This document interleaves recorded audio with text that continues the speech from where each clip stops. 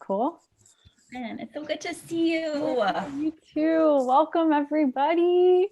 Thanks for joining today. Very cool. Hello. So, Alexis, it's been a long time coming. Hi, sister. Do you want to tell us like who you are and what you're up to right now? Am I? I love that question. Always re-asking myself that very question. Right, me too. So my name is Alexis Cohen, and I am an art medicine practitioner. I'm a visionary artist. I'm a healer. I'm an entrepreneur. And I'm very, very passionate about creating art that brings love and joy and healing and transformation into the world and supporting other creatives to do the same. Mm-hmm. Yes. Jam. Yes. Big time. What is up right now? Like what are you creating and most excited about right now? Yeah. So we are creating a festival, actually. We're creating a virtual festival. It's called the Art Medicine Festival. It's a massive project. We definitely jumped in. I felt like very excited about it because we went to Burning Man last year. We hadn't gone in like 12 years. And we helped our friend build this incredible installation there. And it was this temple made out of piano boards. And it was called the Shrine of Sympathetic Resonance. And like when you would go into this temple, the sound of it, the frequency that was going through this temple is the frequency of the earth when it gets hit with lightning. And one of our best friends was the lead artist with this. It was one of the most transformational experiences I've ever had in helping build it. And he asked me to be the temple keeper of the space. And it was just such a cool experience to be one of the artists that were like was throwing the party. And like where years ago, it was like we were participants and it was so amazing. And it was the first time we're like, oh, we're part of the crew that's creating an experience for people. And yeah, I looked at Brent and I was like, what would it be like if we did a festival? So we were gonna do Brent's her husband. we were gonna do a live thing, like an in-person experience, but due to the times, we've shifted it to virtual. So one thing that I really love as an artist and entrepreneur online entrepreneur is like, okay, how can we use the tools, like the virtual tools we have now to funnel art and healing through the ways that we have to connect right now. So we're playing around with a new platform, a new format. Justine's a part of it. And yeah, so that is all we're doing right now. We have a very short timeline. So that is what I am up to presently. That's incredible. What an amazing way to make the most of COVID and make something out of a crazy situation so we can all enjoy and be in community in a really creative, fun way. It's just genius. Yeah, it feels too. I was writing some copy for it yesterday. I'm like, what is this? Why were we called to create a festival? Like, what is that word? And I was just thinking of the importance of celebration in the creative process and how when we celebrate, when we dance, when we sing, when we make art, it opens us up to new ideas, our next level. It creates spaciousness in us to take like new and big steps. So yeah, that's how we're focusing the energy with this one. So cool. There's the motorcycle right here. So that's a little loud for a moment. That's so cool, Alexis. And thank you for allowing me to be a part of such an incredible shoot. So cool. Yeah, I want you to be a part of every art thing that we do. Ladies, I don't know if you know this, but yeah, Justine and I have collaborated before, and it's just so much fun. And yeah, and we've got another collaboration hopefully Yeah. happen too.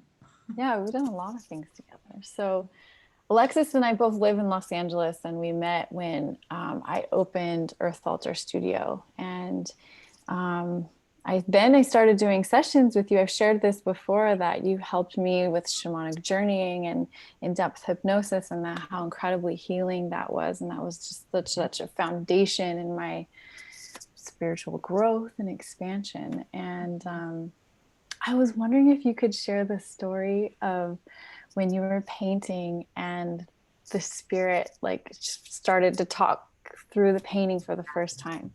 Sure. Okay. Yeah. That was a big entry point in shamanism for sure.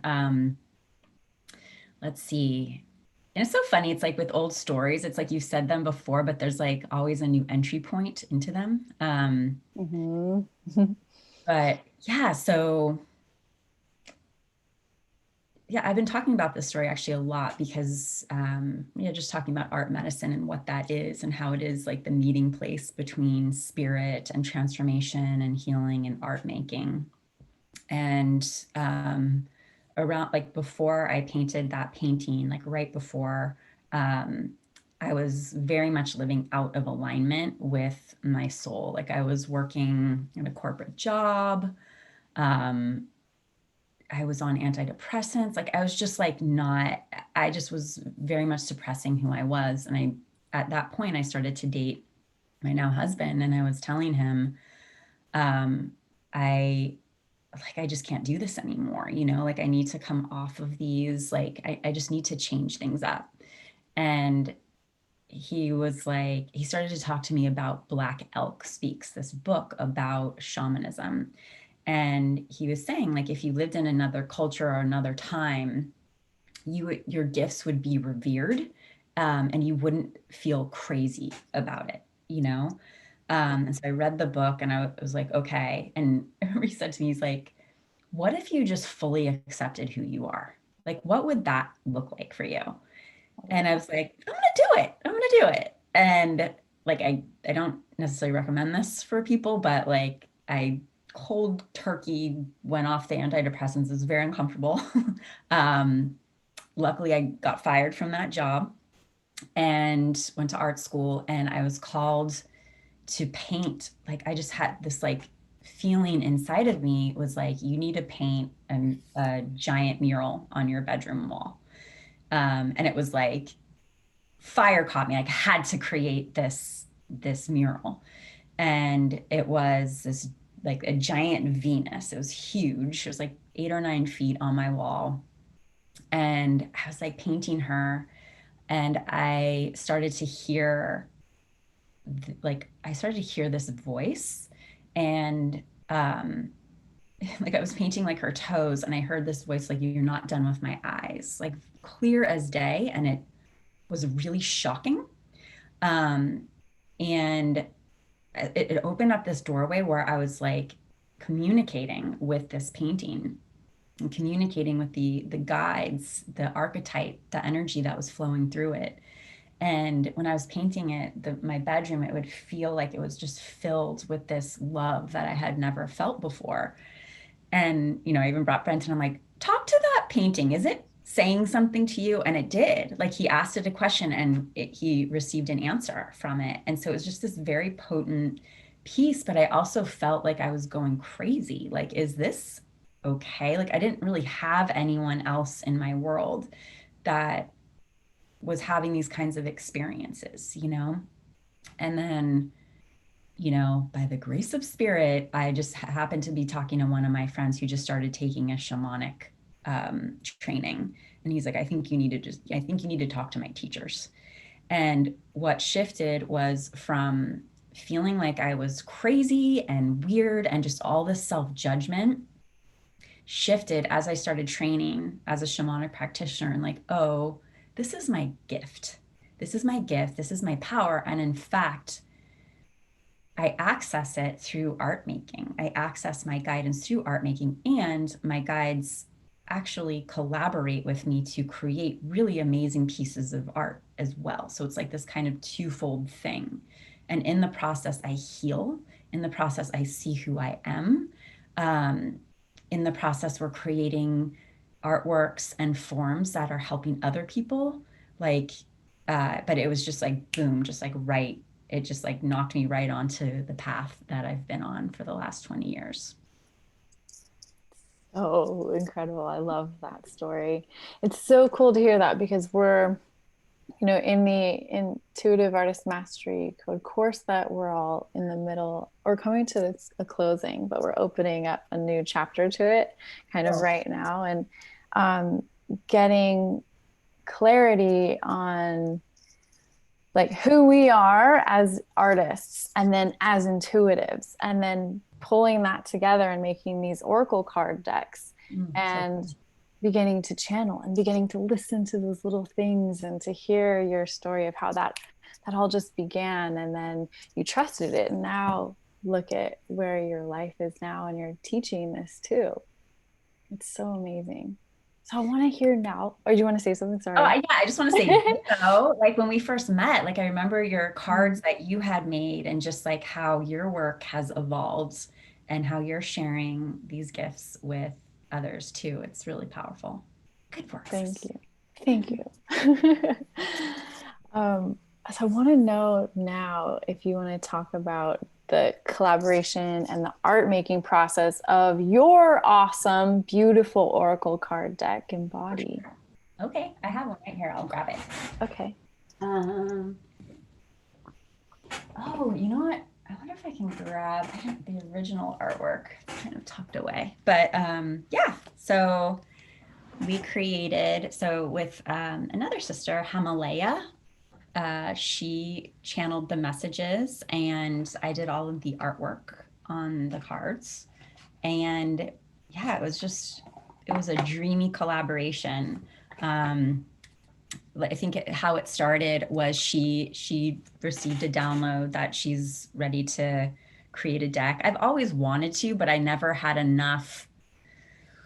I don't know. It just always felt like a really big project, and I didn't really know where to start with it, you know. But whenever I would show people my art, they would say like that should be an oracle card, and I don't know. I just never pursued it. And then this woman called me, and I kind of knew her, but she wanted to create. So Himalaya, she wanted to create a deck, and then she didn't have an artist, and I guess just randomly, like four different people said, "Oh, you should talk to Alexis." So yeah, we had this amazing conversation, and it was just a dreamy collaboration. Like every time we would have our meetings together, um, we would drop in and we would pray and we would connect to the divine feminine and we would listen to our guidance and our allies and what wanted to come through.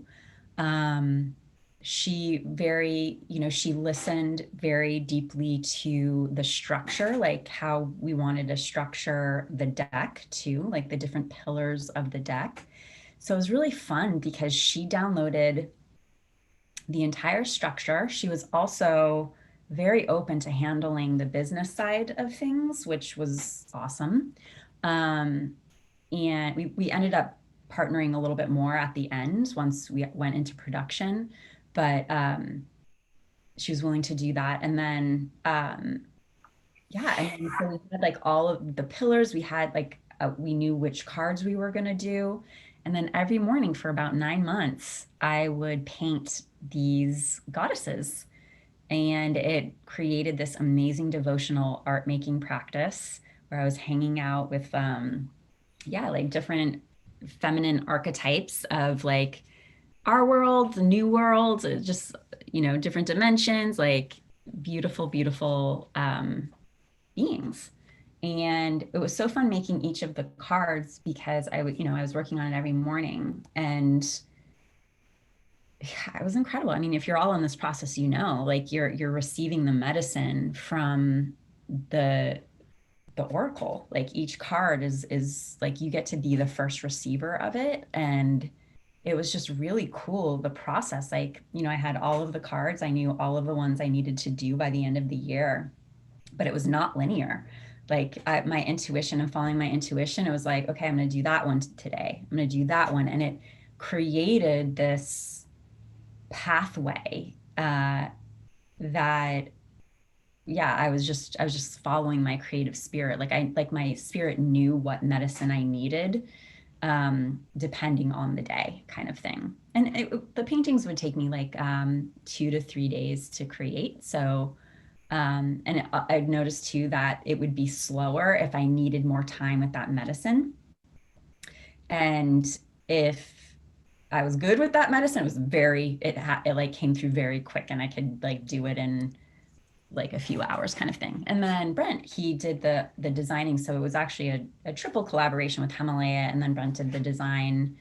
Um, he put it all together, kind of thing. So yeah, and then it was very smooth. Like the creation of it was very smooth. And then the printing, it was interesting, like thinking of it in terms of a birth. The beginning of the birth was very, very smooth.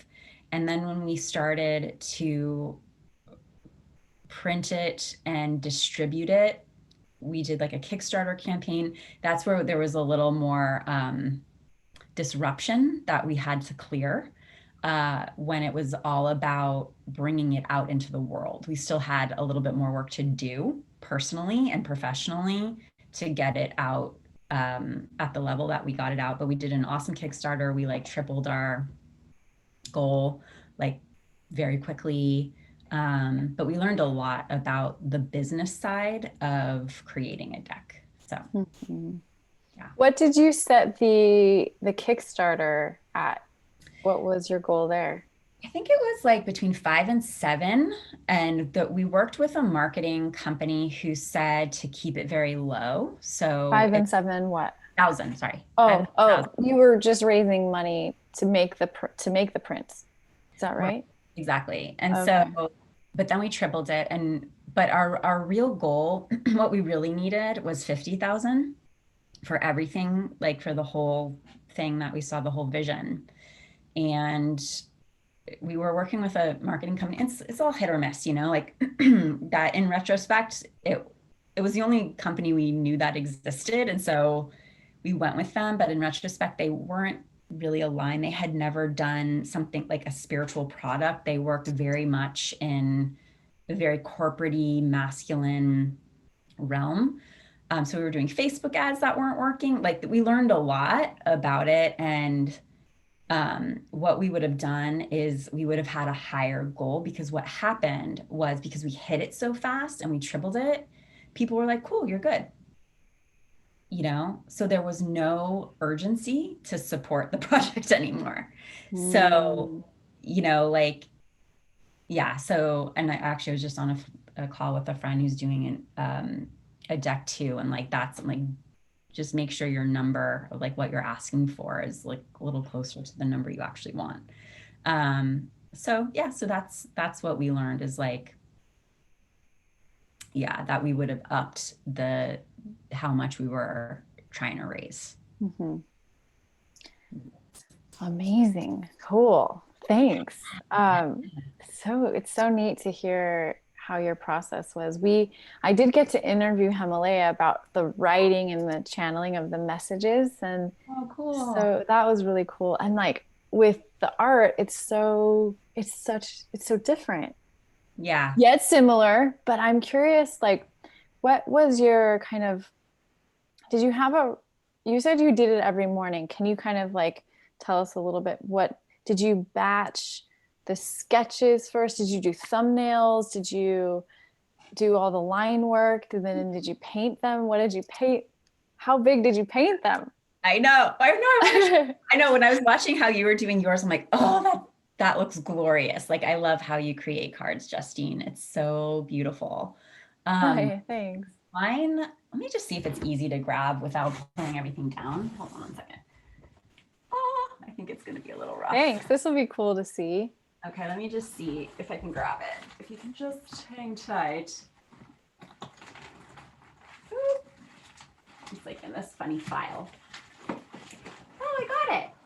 Yay! Okay, calming down. Okay.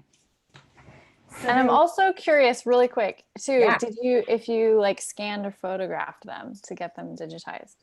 we scan them actually. We Okay. scan them, and what we did too, which we haven't done anything yet. We're gonna probably do it for the holidays next year. Is we scan them with just the line drawing, so we can have a coloring book as well. We haven't done that Brilliant. yet, but they're large, so like they're big. You know, like Mm, they're big. So that's the back mm. of the card. Um, you know, like that's the cover of the card. They're large. Oh, wow. What are Um, they on? they are on watercolor paper. I don't know the weight of them. Let me see if they're, yeah. Just stunning, Alexis. Wow. Oh, they're so big. Yeah, let me see. And what did you paint them with or draw them with? Yeah, so I want to show you one of my faves. Oh yeah, I love this one. So exciting. Yeah, Oh, so it's watercolor and this like Japanese ink. Um, so yeah, so they're really big, and yeah, we scan them. We scan them, and then Brent, you know, worked on the color and things along those lines. But yeah, so my process was very. I did not. I'm trying to think of what I did. I mean, I just tuned in. So the way that I create art and like how I teach art, like art medicine, is okay, this is what I would do. This is like, so I love Pinterest boards and I love being inspired. So when I would, so like Himalaya had the list of all of the cards, like what they were, meaning like, okay, so this card is own your power, so I knew that that was like the frequency, that was the medicine that was coming through the card. So like, I'm just gonna take this out. So yeah, so I would meditate or journey into the guide that wanted to come through to bring through the frequency or the power of own your power. And then, sometimes I would like look online to get inspired by like different goddesses, but usually I would just start sketching right on the paper with pencil and then just work the piece. And then when it felt ready, I would bring the ink, the Japanese ink pen on it. I would just do an ink drawing, a line drawing, and then I would come over it with watercolor. So that was my process. So it was very, very, yeah, it was very intuitive. And they would just appear, they would just like emerge, And that's what I love about doing archetypes is like, I typically start with the face and the eyes. So they can look at me and talk to me while I'm making them. Very much like the mural, like what goes here? Like asking them, like, what do you want on your head? Like, oh, you're a mermaid. Cool. So it gets to be, it's like already there and it just starts to reveal itself. just so beautiful. So fun, right? Wow. Yeah. Gorgeous. Did Thanks. you have your own scanner to get them in, or did you take them somewhere? Yeah, we did. It's actually smaller than the pieces. So we would, God bless Brent, uh, scan them to parts and then he would put them together. Wow. Scrappy art. Yeah, Um, totally. so, oh yeah, this one's one of my favorites too. I did that one. Oh, Alexis. It's so cool to see the originals. Yeah, isn't it fun? Do you We have don't, any plans to do anything with the originals? no, we don't. We were gonna have an art show and like sell them. We still may. Um, but yeah, it's fun revisiting them. I haven't looked at them in a while, but yeah, Himalaya is one of my like dearest friends, so we'll figure something out with them. Do you own all the artwork, or is that something you're That's a great splitting? question. That's a great question. So I own the artwork and but they're licensed. So what happened is like so we were a 50-50 partnership in the beginning. And then well, yeah, there was like a conversation of like what like how does this partnership work? And I wasn't like really attached either way, but because I couldn't really make a decision on it, I was like, let's just do a partnership thing. And then as we got like down, like a year later, and it was just like, we did do a printing run together. We did um, the whole fundraising piece together as partners. And it was really interesting. I felt very complete after that. Like, I felt like there wasn't that drive in me to keep the business of this going. Like, even though I wanted it to, like, I just had other things that were taking my focus. And Himalaya's like, I want to do it. And so we just shifted the partnership over to where she's driving it now. And it's awesome. Like, it's very exciting to see. And it was good that I stepped out of that role, because then the flow came in and she like could just do what she needed to do. So I think she just did another batch. Like, she's doing a lot of promoting for it. Like, she's doing another wave, which feels like really good and exciting. And is she paying you out for any of the sales? Yeah. So so how we have it is, I think I'd have to look at the agreement again, but it's like for 2 years. Yeah. Like, for the sales, there's like a certain percentage for 2 years, and then it like shifts after that. Oh, So she can cool. only use the images for the deck. If we decide to do other products, then we need to have a new contract. I And love I that. own the pieces. Yeah. Yes. So if you did do an art show and you sold those originals, you would get the profits of that and not have to share it with her. You know what? That's a great question, Justine. It's a little bit of a gray area. Okay. I know, it's like when you're in this process, it's like you come up against these little things where you're like, I Mhm. don't know. Like, I hadn't Right. Yeah. even thought of that.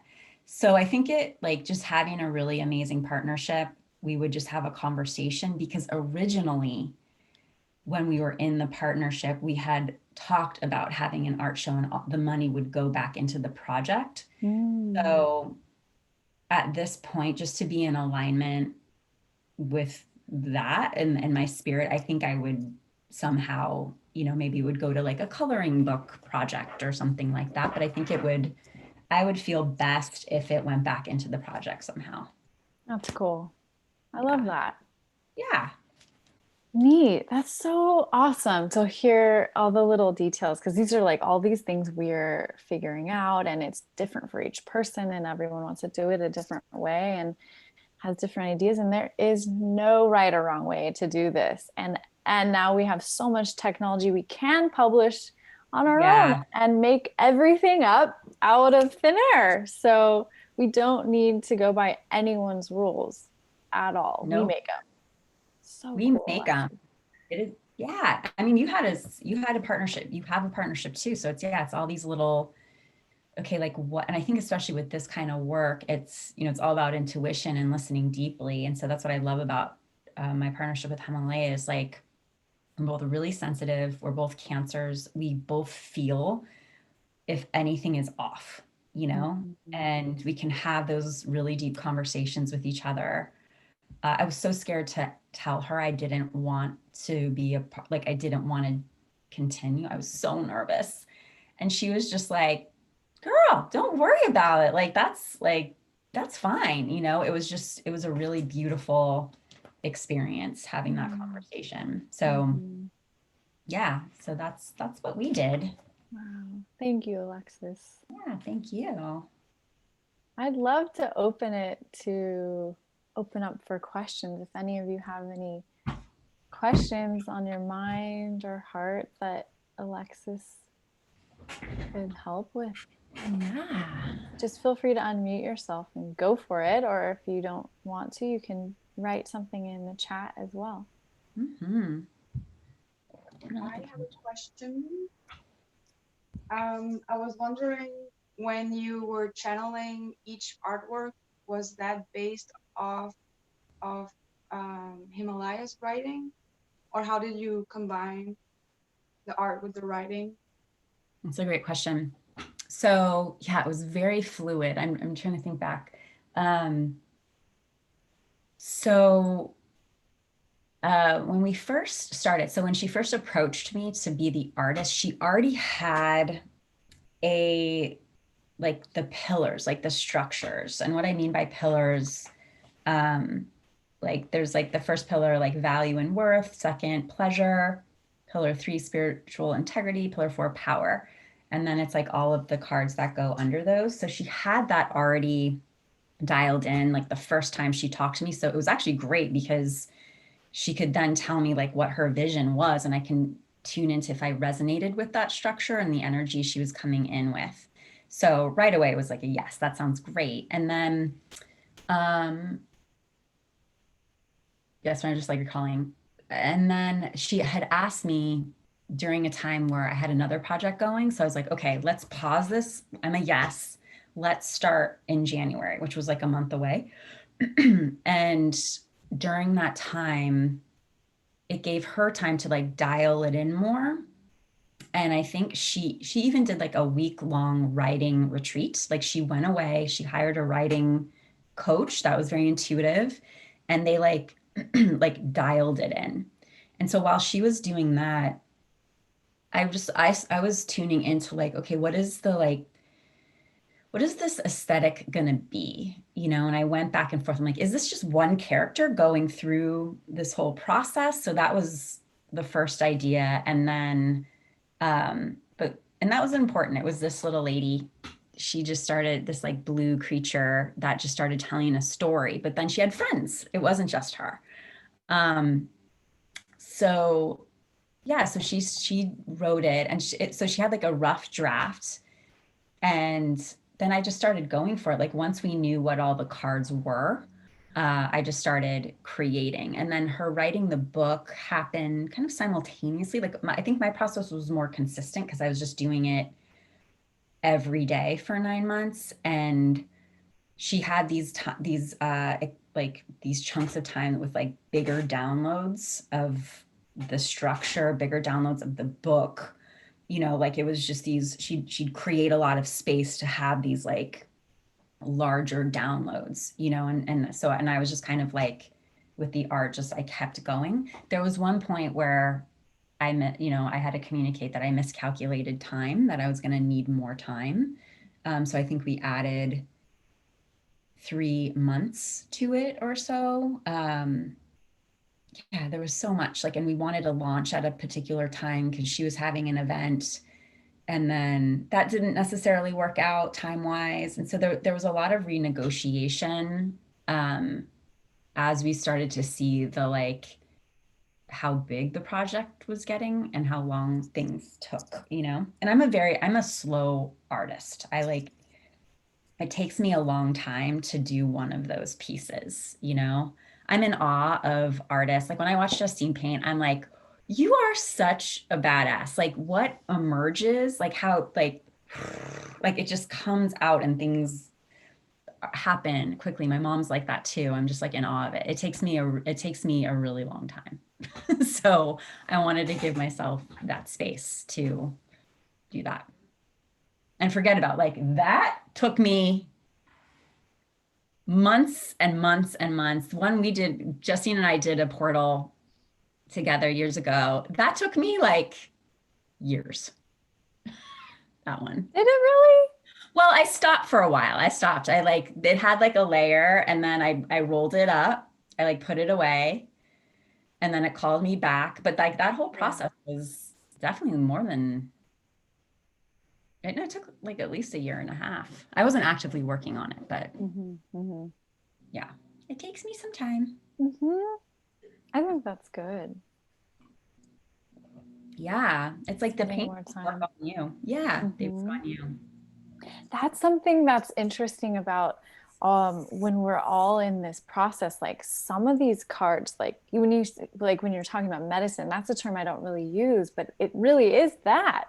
These cards are working us. They are putting us through the experience of what they are teaching us. Like like transformation, for example, if you're working on that card, it's gonna put experiences in your life that are transforming you. They are not going to be easy. You're going to be in that fire remolding yourself. And oh boy, some of these experiences have been quite challenging, and that is the perfect term for it, medicine. There, because they are teaching us, and they do take time. You know, we are in service to the cards. Once you set that intention to makeup, you're just like in for a wild ride. Such a gift too. Like when I was working on this, it was not lost on me what a gift this was to be asked by spirit to be creating this. Like, I mean, all of the time, almost every morning, I was like, I can't thank you for asking this to come through me, because this is like such an incredible experience. It changed my style of painting, of illustration, like just the medicine, the frequencies that were coming through me, like that I got to experience. It was just really one of, and I know Himalayaa feels the same way, like it was truly one of the most beautiful creative experiences that I've ever had. Mm-hmm. So cool. Does anyone else have any other questions? I do. Hi, Corey. Hi, Alexis. Hi, Corey. That's actually my middle name. Oh, very nice. Love it. But yeah, actually, you just answered one of the questions that I had, like, how did working on this huge project change your overall artistic practice? So you answered that a bit. So I wanted to ask, had you ever worked on such a large themed focused project like this? And do you think you would again? That's a great question. Yeah, this one, the answer is yes. So also something I just want to say about the style. So it's 44 paintings of female archetypes, and that's what I was painting before. My mom paints female archetypes. I mean, this is in my lineage. And after this oracle card, I was like, I cannot paint another woman right now. Like I'm tapped out, like that's enough for a little bit. And then, so what ended up happening was really interesting. I started to paint these like symbols and shapes started channeling through. And so like these portals, and you can't see it right here, but these like grids here, I can spin my thing around. Like these paintings started to come through. And, you know, I just heard the words light codes. And so I just started channeling these like grids and these codes that I knew were coming from guides of these and allies of these other dimensions, and that it was really important to do this work. So I spent a good like a year doing that work, and I wasn't really doing figurative stuff for like almost a year. And now what's happening is, I don't know if I have it. Oh, maybe this one. Now it's kind of blending. So this is a commission. This is actually, so part of our fundraiser, we had a Become Your Own card. And we did this session where Himalayaa met with her, and Himalayaa dialed in the message for her. And this woman is like stepping into some big power. So this is her. And actually, what's funny is this was an old roommate of mine who lived in the house with that mural I painted, and she bought this. So it's Architect of a New Earth. And so, but yeah, like I don't know if you can see it, but there's like a lot of light codes. There's just like different patterning. So now like my work is coming together. I'm like, oh, I'm a folk artist of the New Earth. It's folk art, but it's this, you know, there are these light codes coming in. So it's changing again. Would I do another oracle deck or something that large? Absolutely. That's like, well, I don't know what form it's going to take, but it definitely opened up a pathway. Like I'm all about like continuing to open up as the biggest channel of light and love that I can. And this one was very unique though, because what it did for me was it created a regular devotional practice it was very, very consistent. So while I have like a morning practice, it changes up. Like sometimes I'm called to writing and to drawing to painting, where this was like a very consistent thing. So yeah, I don't know. I'm just open to where spirit is calling me, but I can feel that like I just keep opening up to what else can I birth through in service to spirit. Good question. That's awesome. Yeah. That was my question too. So good. Telepathy, Corey. So cool. Anyone else have any questions? You can just unmute yourself, go for it, or type it in the chat. What else, friends?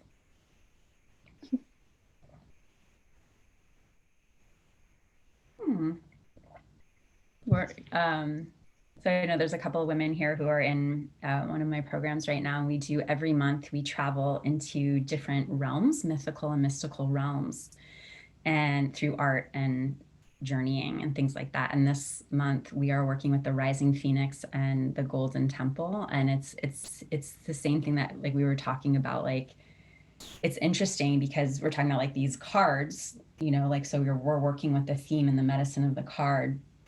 And now what we're doing is, okay, it's a whole month dedicated to this particular medicine. And it's so incredible what ends up, like what you're talking about, Justine. It's like, it's not by accident, you know, it's like, okay, we're in the theme, we're in the medicine of this realm. And that's why I think cards are so powerful, because it's like a portable way of doing that. Like connection.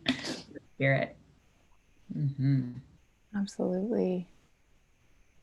That's really cool, Alexis. Awesome.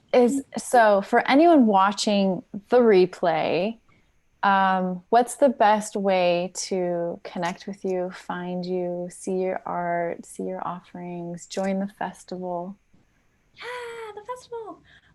So let's see, what is the best way? We're changing the URL for the festival right now. So, just going to alexiscohen.org. There's a free gift there as well. When you jump on that page, it's a painting process. So it's an art medicine journey connecting you to your creative leadership.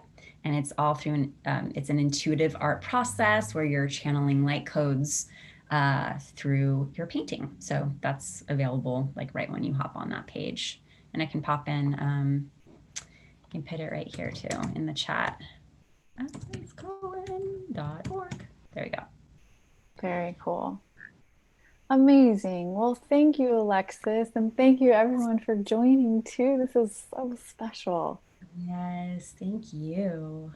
Thank you, thank you, thank you. So cool and inspiring and insightful. Just so cool. Thank you for your time, and connect with Alexis. Go to her website and check her out. Okay. Check it out. Awesome. Thanks, ladies. Thank you. Talk to you soon, Alexis. Bye. Big hugs to you all. Bye. Bye.